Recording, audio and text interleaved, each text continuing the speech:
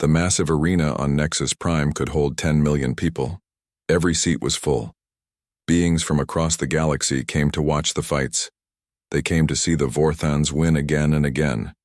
Jiho had never seen anything like it on the old viewing screens in his small colony. The screens were broken most of the time, but sometimes they worked. When they did, he watched the arena fights with his sister Mira. She was 2 years younger than him. She was smart with machines and could fix almost anything. The Vorthans always win, Mira said one day while fixing a broken screen. They have won every fight for 200 years. Jiho watched the huge alien warriors on the screen. They stood 12 feet tall. They had 4 arms each. Their skin looked like metal armor. Nothing could hurt them. They moved fast for such big creatures. When they hit something, it broke.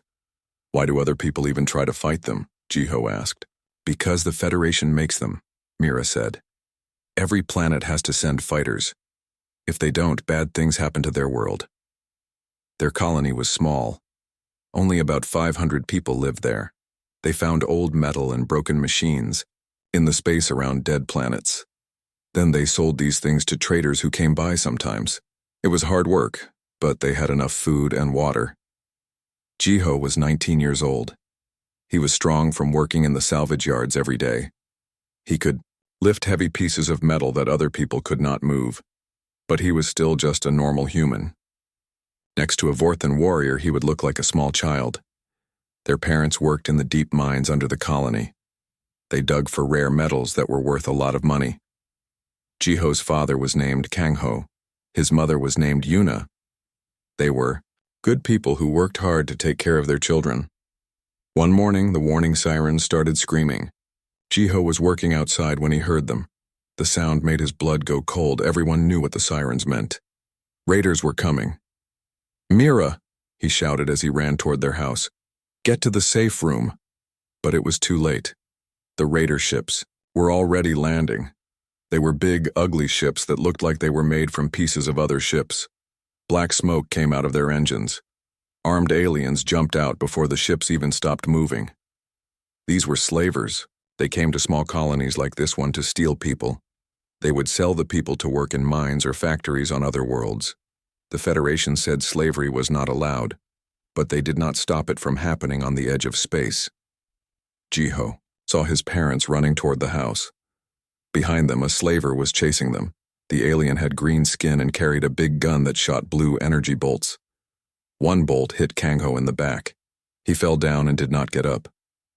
"No!" Yuna screamed. She stopped running and went back to help her husband. The slaver shot her too. Jiho wanted to run to them, but Mira grabbed his arm. She was crying.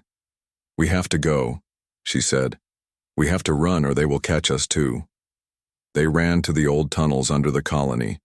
These tunnels were made a long time ago by the first people who came to this world. Most people forgot about them, but Jiho and Mira had played in them when they were little. They hid in the dark tunnels for 3 days. Above them, they could hear the slavers taking everything valuable from the colony. They heard people screaming. They heard ships taking off with the people inside. When everything was quiet, they came out. The colony was empty. All the buildings were broken. Bodies lay in the streets. Their parents were gone.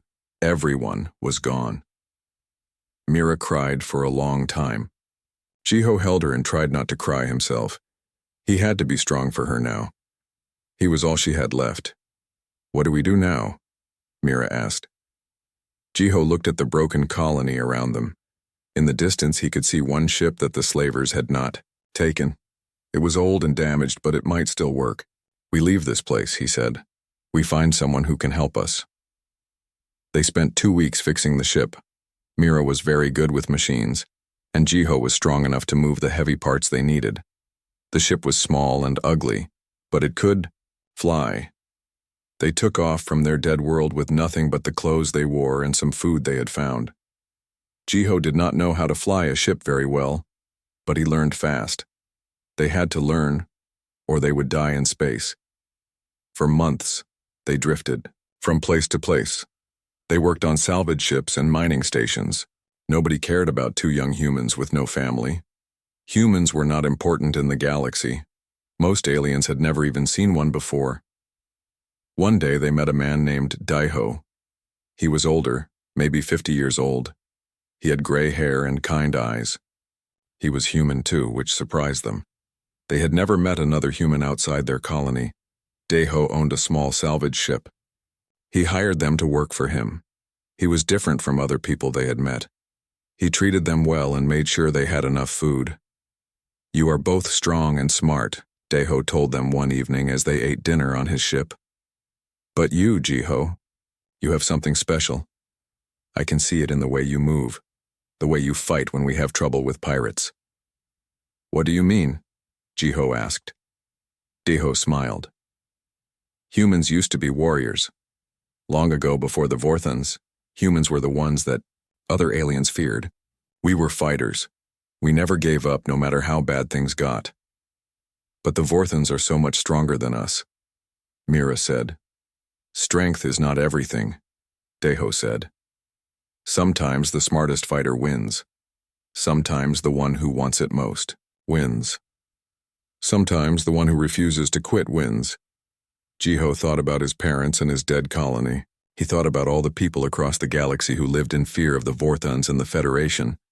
Maybe Daiho was right. Maybe strength was not everything.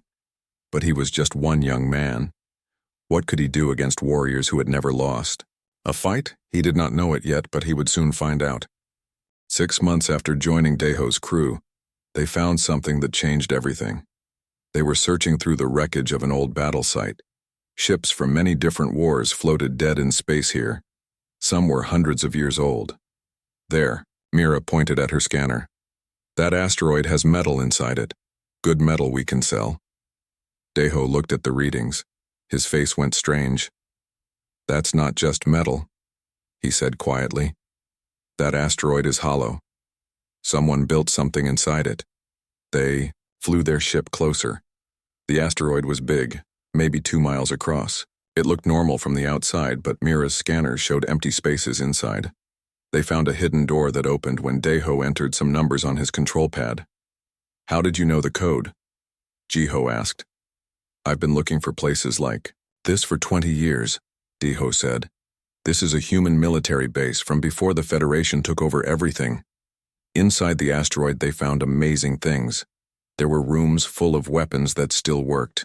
There were training areas with machines that could create any kind of enemy to fight. There were libraries with information about fighting and war. But the most amazing thing was Suhyun. Suhyun was an artificial mind, a computer that could think and talk like a person. She had been waiting in the base for 300 years. When they turned her on, she seemed happy to see them. "Finally," Suhyun said. Her voice came from speakers in the walls. "I was starting to think no humans would ever come back." "You've been alone for 300 years?" Mira asked. "Yes. I was built to train human soldiers. But then the war ended and everyone left. I kept waiting for new students to teach." Jiho looked around at all the training equipment. "What kind of soldiers were you training?" "The best kind," Suhyun said. "Humans who could fight anyone and win. Not because they were stronger or had better weapons, but because they were smarter and never gave up." She showed them videos of human soldiers from long ago. These humans fought aliens much bigger and stronger than them. But they won by being clever. They used the things around them as weapons. They set traps. They attacked in ways their enemies did not expect. "The Vorthons are strong," Suhyun said, "but they always fight the same way. They use their forearms and their strong skin. They expect their enemies to be afraid, but humans are different." "Different how?" Jiho asked. "Humans don't fight with just their bodies. They fight with their minds. They use everything around them. And most important, they never stop trying, even when they should be dead." Suhyun began teaching Jiho how to fight like the old human warriors. Every day he trained with machines that created holographic enemies. He learned to fight Vorthons and aliens with claws and creatures that shot energy from their eyes. At first he lost every fight. The holograms killed him over and over. But slowly he got better. He learned to move in ways that confused his enemies. He learned to use broken pieces of the training room as weapons. He learned to make his enemies angry so they would make mistakes. "Good," Soo-hyun said after he beat a holographic Vorthon for the first time. You're starting to think like a human warrior. While Jiho trained, Mira learned about the old human technology. She was amazed by how advanced it was. This is better than anything the Federation has, she told Daeho. Humans were always good with machines, Daeho said. We made tools that helped us fight enemies much stronger than us. One day, another ship arrived at the asteroid. Jiho was ready to fight, but Daeho told him to wait. I know this ship, he said. The ship was small and fast. A tall, thin alien got out. His skin was blue and he had large black eyes. He moved carefully like he expected trouble. My name is Yunho, the alien said. I'm looking for the old human base. Why? Daeho asked, pointing a gun at him. Because I want to help humans fight the Federation, Yunho said. My people were enslaved by the Vorthons 50 years ago. I've been part of a group that tries to help people resist them. Yunho was a Centauri. His people used to have a big empire in space, but the Federation destroyed it. Now most Centauri were slaves or lived in hiding. We've been waiting for humans to come back, Yunho said. We knew that if anyone could beat the Vorthons, it would be humans. But we thought you were all dead. We're not dead, Jiho said. We're just scattered around the galaxy. Yunho looked at the training equipment. Are you learning to fight? He's learning to fight in the arena, Daeho said. We're going to challenge the Vorthons where everyone can see. Yunho's big eyes got even bigger. The arena? That's suicide. Krexthor has killed thousands of fighters. Maybe, Soo-hyun's voice said from the speakers. But humans have something no other fighter has had. What's that? Yunho asked. We refuse to accept that something is impossible, Jiho said. Over the next few weeks, Yunho told them about the resistance movement. There were groups of people, all over the galaxy who hated the Federation. They were waiting for a sign that they could fight back and win. If someone could beat a Vorthon in the arena, Yunho said, it would show everyone that they can be defeated. Rebellions would start on hundreds of worlds. But if Jiho loses, it will prove that resistance is hopeless, Mira said. That's why. He can't lose, Daeho said. Jiho trained harder. Soo-hyun made the holographic enemies stronger and faster. She taught him about Vorthon psychology. She showed him their weak points. She made him practice until he could fight while badly hurt. Pain is just information, she told him. Fear is just a chemical in your brain. A true human warrior controls both. After 3 months of training, Soo-hyun said he was ready. You're not the strongest human who ever lived, she told him. But you have something that might be more important. What's that? You're angry. You're angry about your parents, about your dead colony, about all the people who suffer under the Federation. That anger will keep you fighting when your body wants to quit. Jiho looked at his hands. They were covered with scars from training. His muscles were stronger than ever before. But more important, his mind was different. He thought like a warrior. Now, how do we get into the arena? He asked. Daeho smiled. I know someone who can help with that, but first we need to make you into someone the Federation will accept as a fighter. What do you mean? We need to make you into someone new, someone who isn't human, as far as they know. Mira was already working on new identity papers. According to these documents, you're from a planet called Neoterra. You're the last survivor of your race. Will they believe it? Jiho asked. They'll want to believe it, Yunho said. A new type of fighter will bring them more viewers. More viewers means more money. Soo-hyun's voice was quiet when she spoke again. 300 years I've waited for this. Don't let me down, student.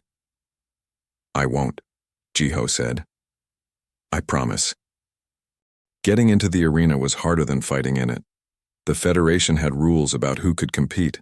They checked everything about new fighters. They wanted to make sure no one tried to cheat. Daeho took them to a space station near Nexus Prime. The station was dirty and crowded. People from many different worlds came here to do business that the Federation did not like. Smugglers, gamblers, and criminals filled the bars and markets. We need to see Inho, Daeho told a bartender who had tentacles instead of arms. The bartender pointed to a back room. He's in there, but he's expensive. Inho was a small, fat man with greasy hair. He worked for the Federation, but he took money to help people break the rules. When he saw Daeho, he smiled with yellow teeth. "My old friend?" Inho said. "What do you need this time?" "Arena registration for my young fighter here," Daeho said, pointing to Jiho. Inho looked at Jiho and frowned. "He looks human. Humans are listed as extinct. I can't register an extinct species." "He's not human," Mira said, showing Inho the fake papers she had made. "He's Neo-Terran from a planet that was just discovered." Inho read the papers carefully. Mira had done good work. The documents looked real. They said that Jiho's planet had been found by Federation scouts only 6 months ago. They said his people were all dead except for him. "This is very creative," Inho said. "But it will cost you extra. 50,000 credits. "That's too much," Daeho said. "The arena officials are getting suspicious about new fighters," Inho said. "They're checking everything twice now. This is dangerous work," they argued, about the price for an hour. Finally, they agreed on 30,000 credits. It was all the money they had saved from months of salvage work. Inho took the money and stamped the papers. "Congratulations," he said to Jiho. "You are now officially the last Neo-Terran in the galaxy." But getting the papers was only the first step. They still had to convince the arena officials to accept a new fighter. They went to the main arena building on Nexus Prime. It was huge, made of black metal and glass. Millions of people walked around it every day. Inside, they met with a Federation official named Hayek. He was an older man with a metal arm and cold eyes. He looked at Jiho's papers and frowned. "Neo-Terran," he said slowly. "Never heard of this species. Where exactly is this planet?" "It was in the Outer Rim," Mira said. "The coordinates are in the papers." "And why do you want to fight in the arena?" Hyok asked Jiho. Jiho had practiced this answer. "My people were warriors. I am the last one. I want to honor them by proving that Neo-Terrans can fight." Hyok looked at Jiho's body. "You don't look very strong. The arena is not a place for weaklings. Fighters die here every day." "I understand," Jiho said. "I'm not afraid to die."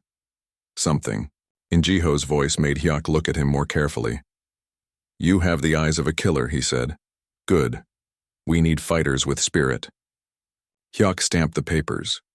"You're registered," he said, "but you start at the bottom. You fight the worst opponents first. If you live long enough, maybe you'll face better fighters." Outside the building, they met Nari. She was a young woman who worked for an underground news network. She spread information that the Federation did not want people to know. Yunho had arranged for her to meet them. "So you're the mystery fighter," Nari said, looking at Jiho. "Yunho told me about you. He thinks you might actually have a chance." "We hope so," Daeho said. "I can help," Nari said. "I have contacts all over the galaxy. I can spread word about your fights. If you start winning, people will pay attention." "What kind of people?" Mira asked. "The kind who hate the Federation," Nari said. "There are more of them than you might think. They're waiting for someone to give them hope." That night, they stayed in a cheap hotel near the arena. Jiho could hear the crowds cheering from his room. Tomorrow would be his first fight. He was nervous but not afraid. Soo-hyun had trained him well. Mira came to his room. She was worried. "Are you sure about this?" she asked. "We could still leave. We could find somewhere safe to live." "Nowhere is safe while the Federation controls everything," Jiho said. "Someone has to fight them. It might as well be me." "But what if you die?" Jiho took her hand. "Then, at least I'll die trying to make things better. That's more than most people can say." The next morning, they went to the arena early. Jiho had to register with the Fighters Guild and get his equipment. They gave him basic armor and a simple sword. Nothing fancy. New fighters had to prove themselves first. The guildmaster was a large alien with blue skin and 4 eyes. His name was Taehyun, and he had been running the Fighters Guild for 20 years. "Another new face," Taehyun said when he saw Jiho. "You look young. How old are you?" 20, Jiho said. Most fighters don't live to see 21, Taehyun said. The arena is not a game. Your first opponent will try to kill you. Who am I? Fighting? Jiho asked. Taehyun checked his list. A Sarian crawler. They have poisonous claws and can move on walls and ceilings. Nasty creatures. In the waiting area under the arena, Jiho met other fighters. Most of them ignored him. They had seen too many new fighters die to care about another one. But one fighter talked to him. His name was Wook, and he was from a planet with high gravity. He was short, but very strong. First fight? Wook asked. Yes, Jiho said. Advice, don't. Try to be a hero. Just try to survive. If you live through your first 10 fights, then you can start thinking about winning. What if I want to win my first fight? Jiho asked. Wook laughed. Then you're either very brave or very stupid. Maybe. Both. Above them, they could hear the crowd getting louder. Soon it would be time for the fights to begin. Jiho closed his eyes and remembered everything Soo-hyun had taught him. Pain is just information, he whispered to himself. Fear is just a chemical. I am a human warrior. When they called his name, he was ready. The arena floor was covered with sand. It was hot under the bright lights. Around him, 10 million beings cheered and shouted. They wanted to see blood. They wanted to see death. Jiho walked to the center of the arena. His armor felt heavy and strange. The sword in his hand was simple but sharp. Across from him, a gate opened and his enemy came out. The Sarian crawler looked like a giant spider made of black metal. It had 8 legs with razor-sharp claws. Poison dripped from its mouth. Its 6 eyes glowed red in the arena lights. Ladies and gentlemen, the announcer's voice boomed across the arena. Welcome our new fighter from Neoterra. This unknown warrior faces the deadly Sarian known as Venom Strike. The crowd laughed. They thought this would be over quickly. A small humanoid against a giant spider creature. Everyone knew how this would end, but Jiho remembered his training. Soo-hyun had shown him videos of Sarian crawlers. They were fast and deadly, but they had weaknesses. They always attacked the same way. They liked to jump on their prey from above. The bell rang. The fight began. Venom Strike immediately ran up the arena wall. Its claws made sparks on the metal surface. It moved to the ceiling and looked down at Jiho. Its plan was obvious. Jump down and kill the small fighter with one attack. But Jiho was ready. As the creature jumped, he rolled to the side and grabbed a handful of sand. When Venom Strike landed, where he had been standing, Jiho threw the sand at its eyes. The crawler made an angry sound. It was blind for a few seconds. Jiho used that time to attack its legs. His sword cut through the thin joints where the metal plates met flesh. Green. Blood sprayed across the sand. Venom Strike fell to its side. It tried to get up, but 2 of its legs would not work anymore. The crowd got quiet. This was not what they expected to see. Venom Strike was hurt, but not dead. It shot poison from its mouth. Jiho jumped behind a piece of broken wall that was left over from an earlier fight. The poison ate through the metal like acid. Clever little warrior, the announcer said, but he's only delaying the inevitable. Jiho looked around the arena. There were broken weapons and pieces of armor scattered in the sand. He picked up a dented shield and a broken spear. Now he had more tools to work with. Venom Strike charged at him. Its remaining legs moved fast on the sandy floor. But Jiho did something the creature did not expect. Instead of running away, he ran toward it. At the last second, he slid under the crawler's body. As he passed underneath, he drove the broken spear up into its soft belly. The creature screamed and collapsed. Jiho stood up covered in green blood and sand. The arena was completely silent for a moment. Then the crowd exploded in cheers. They had never seen a new fighter win so easily. In the underground areas, Nari was already spreading word about the victory. The Neo-Terran fights like no one we've ever seen, she told her contacts. He doesn't rely on strength or special weapons, he uses his brain. 3 days later, Jiho fought again. This time, his opponent was a crystalline shard. These creatures were made of living crystal. They could shoot sharp pieces of themselves at their enemies. Most fighters tried to get close and break them with heavy weapons. But Jiho had a different plan. He noticed that the crystals made a ringing sound when they moved. Suyun had taught him that everything that rings has a frequency that can break. He picked up 2 pieces of metal from the arena floor. He hit them together in a special rhythm. The sound got louder and louder. The crystalline shard began to shake. Its body was vibrating with the sound. Cracks appeared in the creature's crystal body. The sound was breaking it from the inside. Within minutes, it fell apart into thousands of pieces. The crowd was amazed. 2 fights, 2 impossible victories. Word began to spread beyond the arena. On distant worlds, people heard about the strange new fighter who won by being clever instead of strong. Some began to hope that maybe the Federation was not as powerful as it seemed. Jiho's third fight was against a pack of plasma hunters. These were wolf-like creatures that could turn their fur into energy and shoot it at their enemies. They always hunted in groups of 5.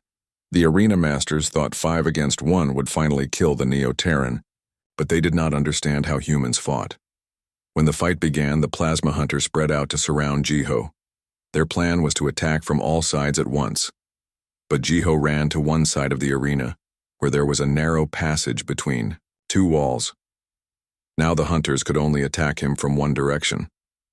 Their numbers meant nothing in the narrow space. Jiho fought them one at a time. He used the walls to block their energy attacks. When they got close, he hit them with pieces of broken arena equipment. One by one, the plasma hunters fell. The last one tried to run away, but there was nowhere to go in the arena. Jiho cornered it and finished the fight. 3 victories. 3 impossible victories. In the VIP section of the arena, Federation officials were starting to worry. General Soman, a high-ranking military leader, watched the fights with concern. "This Neo-Terran is becoming a problem," she told her aide. "The crowd loves him. He's making other fighters look weak." "Should we arrange for him to have an accident?" the aide asked. "Not yet," Soman said. "That would make him a martyr, but keep watching him. If he keeps winning, we may have to act." After his third victory, Jiho was moved to better quarters. He was no longer considered a new fighter. Other warriors began to respect him. Some even asked for his advice. Wook, the fighter who had talked to him before his first fight, came to see him. "I was wrong about you," Wook said. "You're not just brave or stupid. You're something else entirely." "What do you mean?" Jiho asked. "You fight like the old stories say humans used to fight, like you're not afraid of anything." Jiho thought about that. He was afraid. He was afraid every time he walked into the arena. But being afraid and being defeated were 2 different things. That night, Daeho came to visit him. "You're doing well," the older man said. "Better than I hoped, but the real test is coming." "What do you mean?" "You've beaten small fighters so far. Now they'll make you fight champions from other worlds. And if you keep winning, eventually you'll face a Vorthon." "I'm ready," Jiho said. "Are you?" "Fighting a hologram is not the same as fighting the real thing. Vorthons are not just strong, they're smart. They've been fighting in this arena for 200 years. Then it's time someone taught them what humans can do," Jiho said. Daeho smiled. "Yes," he said. "I think it is." Outside, on worlds across the galaxy, people were starting to talk about the Neo-Terran fighter. Some said he was lucky. Others said he was using illegal technology. But more and more people were beginning to believe that maybe, just maybe, the Vorthons could be beaten. The rebellion was starting. It was starting with one young man who refused to accept that some things were impossible. After 10 victories, everything changed. Jiho was no longer fighting unknown creatures. Now he faced champions from other worlds. These fighters had won hundreds of battles. They had trained their whole lives for the arena.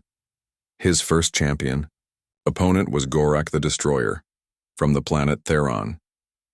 Gorak was 8 feet tall with skin like stone. He carried a massive hammer that could crush metal. He had never lost a fight in 20 years. But Jiho had learned something important from his earlier battles. Every fighter had a pattern. They did things the same way because those ways had always worked for them. Gorak was strong but predictable. The fight lasted longer than any of Jiho's previous battles. Gorak's hammer smashed the arena floor into Yoei pieces. Each swing would have killed Jiho instantly, but Jiho was faster. He stayed just out of reach, letting Gorak waste his energy on missed attacks. After an hour, Gorak was tired. His swings were slower.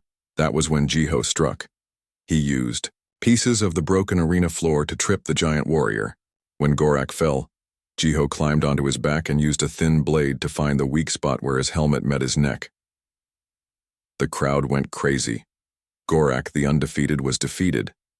News of the victory spread faster than light across the galaxy. On the mining world of Kepler-7, workers stopped their digging to watch illegal broadcasts of the fight. On the factory planet of New Shanghai, assembly lines shut down as people crowded around hidden screens. Nari's network was working perfectly. Every victory was seen by millions of people who lived under Federation control. For the first time in centuries, they had a hero, but not everyone was happy about Jiho's success. In the deepest levels of the arena complex, the Vorthon warriors held a meeting. Krexthor, their champion, had not lost a fight in 40 years. He had killed over 3,000 opponents, but for the first time in decades he was worried. "This Neo-Terran fights strangely," said Grexmok, Krexthor's second-in-command. "He does not follow the normal patterns." "He is weak," Krexthor rumbled in his deep voice. "All humanoids are weak. When I fight him, he will die like all the others." But privately, Krexthor was studying videos of Jiho's fights. Something about the young warrior reminded him of old stories. Stories about a species that used to fight the Federation. Stories about humans. But humans were extinct. Everyone knew that Jiho's victories continued. He beat Razorwing, the flying champion of the air worlds. He defeated the Hive Mind Collective by confusing their shared consciousness. He crushed Iron Fist, the cybernetic boxing champion, by shorting out his electronic systems with arena water. Each victory made the crowd love him more. Each victory made the Federation more nervous. General Soman called an emergency meeting. "This has gone too far," she told the arena administrators. "The Neo-Terran is giving people ideas. Rebellion groups are using his victories to recruit new members. We can't just cancel his fights," said Arena Director Yunji. "The crowd would riot. He's the most popular fighter we've had in 50 years. Then we accelerate his schedule," Soman said. "Make him fight the really dangerous opponents. Push him until he breaks." "You mean the Vorthons?" Yunji asked. "Eventually. But first, let's see how he handles some real monsters." They arranged for Jiho to fight Bone Crusher, a creature from the death world of Mortis Prime. Bone Crusher was 12 feet of muscle and rage. It had acid for blood and could regenerate lost limbs. It had eaten its last 3 opponents alive. The night before the fight, Jiho meditated in his room. Mira came to see him. She was more worried than usual. "The medical team says Bone Crusher has killed 87 fighters, she told him. "Maybe you should forfeit this one." "I can't," Jiho said. "Too many people are counting on me now." He was right. Across the galaxy, resistance groups were planning coordinated attacks. They were waiting for Jiho to defeat a Vorthon. That would be their signal to begin the real rebellion. On the planet Zerion, a group of enslaved miners had built hidden weapons. Their leader, a woman named Hana, watched every one of Jiho's fights. She was a scientist who had been studying human history. She suspected that Jiho was not really Neo-Terran. "Look at how he moves," she told her fellow rebels. "Look at how he thinks. He fights like the old stories say humans fought." "Humans are extinct," one of the miners said. "Maybe not all of them," Hana replied. "The fight with Bone Crusher was Jiho's hardest yet. The creature was not just strong and fast. It was smart. It had learned from watching Jiho's previous fights. When Jiho tried to use the arena walls for cover, Bone Crusher smashed through them. When he tried to tire out his opponent, the creature regenerated its lost energy. For the first time since entering the arena, Jiho was losing. The crowd watched in silence as Bone Crusher cornered Jiho against the arena wall. The creature's claws were inches from his face. It looked like the Neo-Terran's amazing run was about to end. But then Jiho did something no one expected. He stopped trying to get away from Bone Crusher. Instead, he grabbed the creature's arm and pulled it closer. The claws went into his shoulder, but that put him close enough to reach Bone Crusher's eye. Jiho drove his thumb into the creature's eye socket, all the way to the brain. Bone Crusher fell dead instantly. Jiho stood up, bleeding from multiple wounds. The crowd erupted in the loudest cheer in arena history. He had won, but barely. In the medical center, doctors worked to save Jiho's life. He had lost a lot of blood. His shoulder was badly damaged, but he was alive. While he recovered, something important was happening in the Federation capital. Krexthor had demanded a meeting with the High Council. "I want to fight the Neo-Terran," the Vorthon champion declared. "He has beaten enough small fighters. It is time to show the galaxy that Vorthons are still supreme." The council was worried. "What if you lose?" asked council leader Gyun. Krexthor's four eyes blazed with anger. "I do not lose," he said. "I have killed 3,000 fighters. This small humanoid will be number 3001. But Gyun was not convinced. He had been studying reports about the rebellions. Every time the Neo-Terran won a fight, more worlds rose up against Federation rule. If Krexthor lost, the entire galaxy might explode into civil war. "Perhaps we should wait," Gyun said. "Let the Neo-Terran fight more opponents first." "No," Krexthor said. "I challenge him now. Announce it to the galaxy. Let everyone see what happens to those who think they can challenge Vorthon supremacy." The announcement was made the next day. In 3 weeks, there would be a championship match. Jiho the Neo-Terran versus Krexthor the Destroyer, the most important fight in arena history. When Jiho heard the news, he was still in the medical center. His wounds were healing, but slowly. 3 weeks might not be enough time to get back to full strength. "Are you sure you want to do this?" Daeho asked him. "We could find a way to delay the fight." "No delays," Jiho said. "This is what we've been working toward. This is our chance to show the galaxy that the Vorthons can be beaten. But you're injured. You might not be at your best." Jiho smiled through his pain. "I don't need to be at my best," he said. "I just need to be better than him." Across the galaxy, people made their preparations. Weapons were cleaned, ships were fueled. Armies gathered in secret. The rebellion was ready to begin. It all depended on one young human who had promised to do the impossible. The day of the championship fight, 50 billion beings watched from across the galaxy. Every screen, every communication device, every hidden rebel broadcast showed the same image: the arena on Nexus Prime. Jiho stood in the fighter's preparation room, putting on his armor for the last time. His shoulder still hurt from the fight with Bone Crusher, but the doctor said it would hold.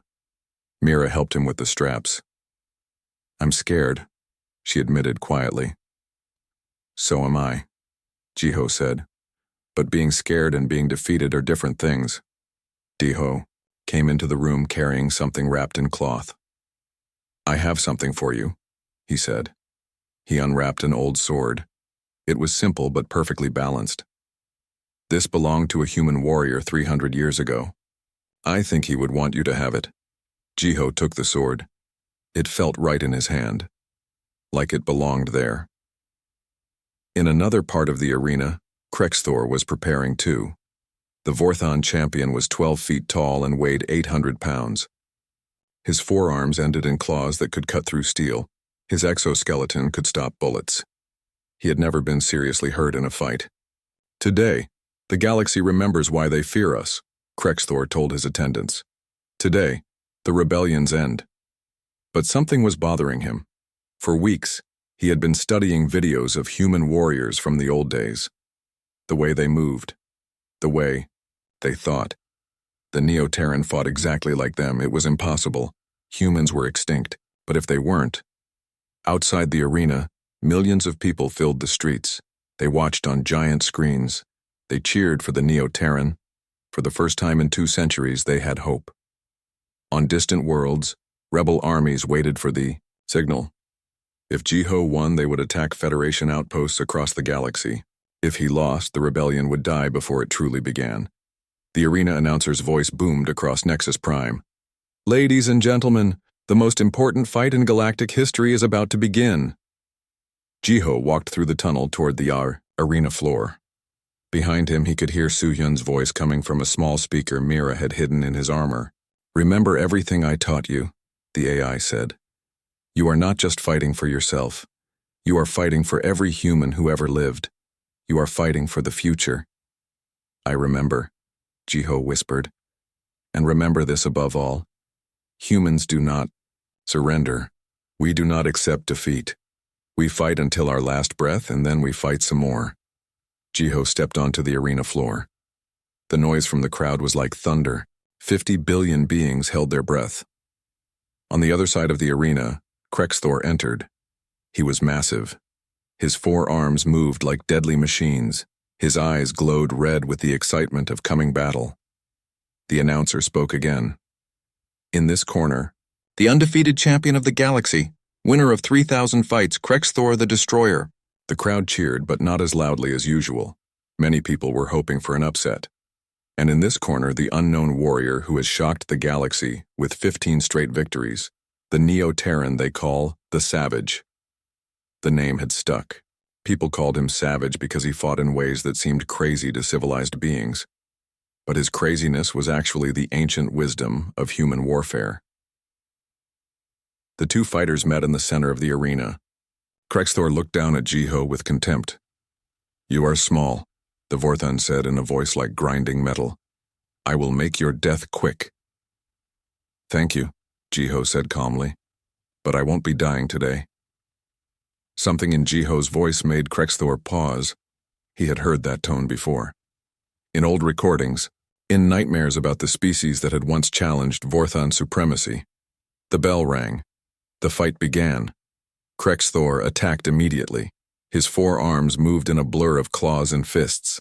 Any normal fighter would have been torn apart in seconds. But Jiho was not normal. He was human. He rolled under the first attack. He jumped over the second. He used a piece of broken arena wall to block the third. Every movement was precise. Every step was planned. The crowd gasped. No one had ever avoided Krexthor's attacks for more than a few seconds. But the Savage was making it look easy. Krexthor roared in anger. He grabbed a massive piece of metal from the arena floor and threw it at Jiho. The metal weighed 300 pounds. It would have crushed any normal being. But Jiho had been expecting this. He rolled to the side and let the metal crash into the arena wall. Now there was a new hole in the wall, a new piece of the environment he could use. "Stand still and fight," Krexthor bellowed. "Why?" Jiho asked, dodging another attack. "This is more fun." For 30 minutes, the fight continued like this. Krexthor attacked with overwhelming force. Jiho avoided every strike while slowly wearing down his opponent. The Vorthan was getting tired. His attacks were becoming slower and less accurate. In the VIP section, General Soman watched with growing horror. "He's making Krexthor look like a fool," she told her aide. "Should we intervene?" the aide asked. "How? The whole galaxy is watching. If we stop the fight now, it will prove that we're afraid." Across the galaxy, rebellion leaders watched with growing excitement. On Zerion, Hana raised her weapon and addressed her fellow miners. "Get ready. Our moment is coming." In the arena, Krexthor was losing control. He had never faced an opponent like this, someone who refused to fight by the normal rules, someone who turned the arena itself into a weapon. "What are you?" Krexthor demanded, as another attack missed its target. "I'm human," Jiho said simply. The word hit Krexthor like a physical blow. Human. The extinct species that had once threatened the Federation. The warriors who never surrendered. The fighters who turned defeat into victory through sheer determination. "Impossible," Krexthor said. "Humans are dead." "Do I look dead to you?" Jiho asked. For the first time in his life, Krexthor felt something he had never experienced before. Fear. The Vorthan champion made one last desperate attack. He charged at Jiho with all 4 arms extended, using his full weight and power. It was an attack that had killed hundreds of opponents, but Jiho did not dodge this time. He did not run or hide. Instead, he charged directly at Krexthor. The crowd gasped. It looked like suicide. At the last second, Jiho dropped to his knees and slid under Krexthor's attack. As he passed beneath the Vorthon, he drove his ancient sword up into the one weak spot in Krexthor's armor, the joint where his lower torso met his legs. The blade found its target. Krexthor stumbled and fell.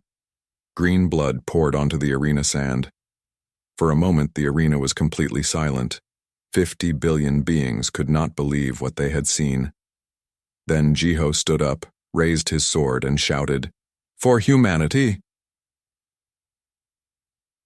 The crowd exploded. The sound was like the birth of stars. People cheered and cried and screamed with joy. For the first time in 200 years, the Vorthon champion had been defeated. Across the galaxy, the signal was given. On 1,000 worlds, rebellions began. Federation outposts were attacked. Vorthon garrisons were overwhelmed. The Galactic Civil War had started.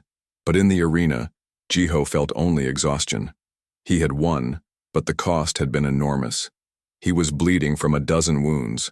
His left arm was broken. He could barely stand. Mira and Deho rushed onto the arena floor to help him. The crowd was still cheering, but Jiho could hardly hear them. Everything seemed far away. "You did it," Mira said, tears streaming down her face. "You actually did it." "We all did it," Jiho said weakly. "This was never just about me." In the months that followed, the galaxy changed. The Federation tried to maintain control, but the rebellion spread faster than they could stop it. More Vorthons switched sides, inspired by fighters like Gun who had seen the truth in Jiho's victory. Humans began appearing on worlds across the galaxy. They had been hiding, scattered and forgotten, but now they came forward to fight for freedom. Jiho had shown them that they were not extinct. They were not defeated. The arena still existed, but it was different now. Instead of being a tool of oppression, it became a symbol of hope. Fighters from all species came to compete, but now they fought for honor and sport, not for the entertainment of their oppressors. Jiho never fought in the arena again. His injuries were too severe, and besides, he had proven his point. He spent his time training other fighters, teaching them the old human ways of war, teaching them that no enemy was too strong if you refused to accept defeat. Years later, when children asked him how he had beaten the unbeatable Vorthon champion, Jiho would smile and say, "I remembered that I was human, and humans never give up." The galaxy had learned an important lesson. Strength was not everything. Sometimes the heart that refused to quit was stronger than any weapon. Sometimes the savage who charged onto the field could change the entire universe. And sometimes, just sometimes, the impossible was possible after all.